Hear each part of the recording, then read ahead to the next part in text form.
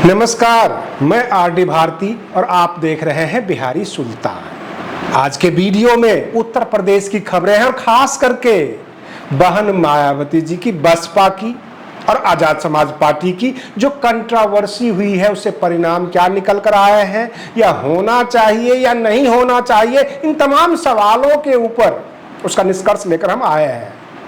लेकिन सबसे पहले मैं आपको बता दूं कि उत्तर प्रदेश के विधानसभा में जो कल पेश किया गया 43 साल के बाद मुरादाबाद दंगे की रिपोर्ट पेश की गई और उसमें भाजपा और आरएसएस को क्लीन चिट दे दिया गया। यह हास्यास्पद है क्योंकि 1980 में भाजपा का जन्म ही हुआ था, तो जाहिर सी बात है कि उनका कोई रोल नहीं होगा और आरएसएस उस वक्त विलुप्त थी। तो उसमें क्लीन चिट देकर योगी सरकार ने अपने आप को पीठ थपथपाया।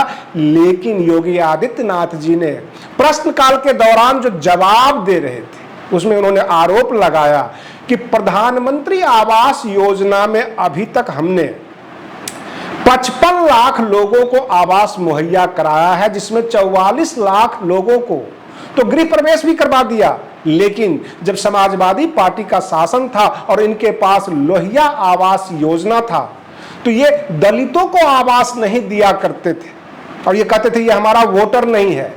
जब प्रोन्नति में आरक्षण की बात आई तो इन्होंने बिल फाड़ दिया था। ये किस मुंह से कह रहे हैं कि हम दलितों के हितैषी हैं।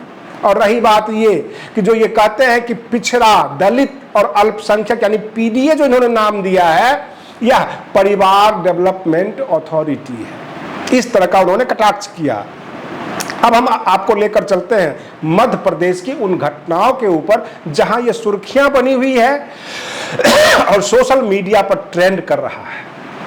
आकाश आनंद जी से किसी पत्रकार ने, जो एमपी तक के पत्रकार ने सवाल किया, वह सवाल नहीं था, वह आकाश आनंद जी को ट्रैप किया गया था ताकि कंट्रोवर्सी पैदा हो।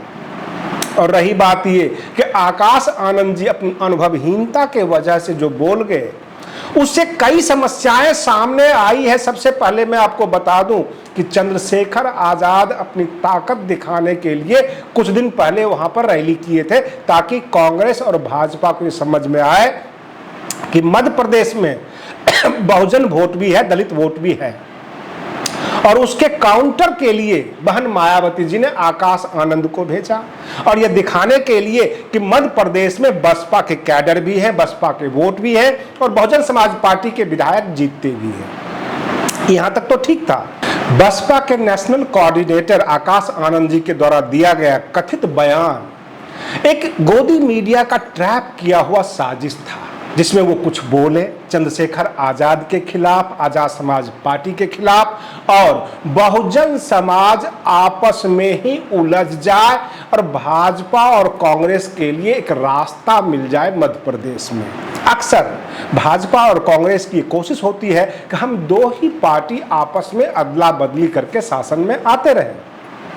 अगर बहुजन समाज के लोग आपस में नहीं भिड़ेंगे, एक दूसरे के ऊपर टीका टिप्पणी नहीं करेंगे, एक दूसरे को छोटा नहीं दिखाएंगे, तो फिर कांग्रेस और भाजपा के लिए समस्या पैदा हो सकती है। इसलिए यह सोची समझी चाल थी जिसमें अनुभवहीनता की वजह से बार बार ये प्रेस कॉन्फ्रेंस नहीं देते और खास करके आकाश आनंद जी या बसपा के किसी भी नेता के द्वारा गोदी मीडिया को प्रेस कॉन्फ्रेंस नहीं दिया जाता, क्योंकि गोदी मीडिया अक्सर इस फिराक में रहती है, इस तैयारी में रहती है कि बहुजन समाज के नेताओं को कुछ भला बुरा कहवाया जाए, आम जनता के द्वारा कुछ ये गलत बोले।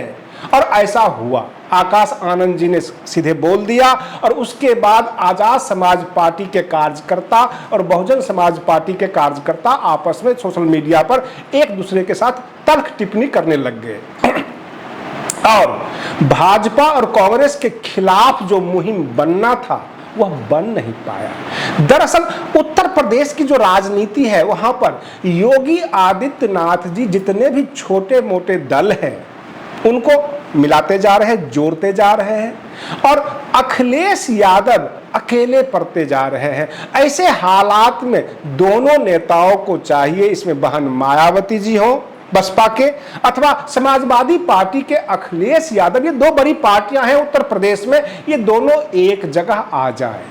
और चंद्रशेखर आजाद को भी साथ में मिला ले, और इस तरह से अगर 2024 की चुनाव की तैयारी होती है तो बहुजन समाज दिखने लग जाएगा, एक दूसरे के ऊपर टिक्का टिप्पणी भी नहीं कर पाएंगे, और जो कोई कमियां है, कुछ नेता ने बयानबाजी किया है, तो तमाम बयानबाजी जो है दब जाएगी। अब रही बात ये कि अभी देश भर की खबरों में जो चल रहा है, चुनाव आयोग की नियुक्ति के ऊपर सवाल उठाया गया है कि उसमें सीजेआई को यानी चीफ जस्टिस ऑफ इंडिया को दरकिनार किया गया है। कुछ लोगों का मानना यह है कि संवैधानिक पद है और नियुक्तियों में चीफ जस्टिस ऑफ इंडिया का क्या काम, और कुछ लोगों का मानना यह है कि पॉलिटिकल लोग जो चुने हुए हमारे जनप्रतिनिधि हैं उनमें काफी सारी कमियां आई है, कुछ डिमेरिट्स आ गया है, इसलिए चीफ जस्टिस ऑफ इंडिया का होना ज्यादा जरूरी है, कारगर है, लोगों में विश्वास पैदा होगा। अभी अभी केंद्र सरकार ने बहुत सारे कानूनों में बदलाव किया है, जैसे इंडियन पैनल कोड जो आईपीसी 1860 था उसको इंडियन जुडिशियल कोड कर दिया गया है। सीआरपीसी के बहुत सारी धाराएं बदली गई है, कुछ कम किया गया है, जो गैर जरूरी है उसको कम किया गया है, और जो इंडियन एविडेंस एक्ट है उसमें भी बदलाव किया गया है। कुल मिलाकर केंद्र सरकार का कहना है ये बहुत सारी गैर जरूरी सेक्शन थे और बहुत सारी जो गुलामी की जो है बू आती थी इसमें, उसको हमने ठीक किया है।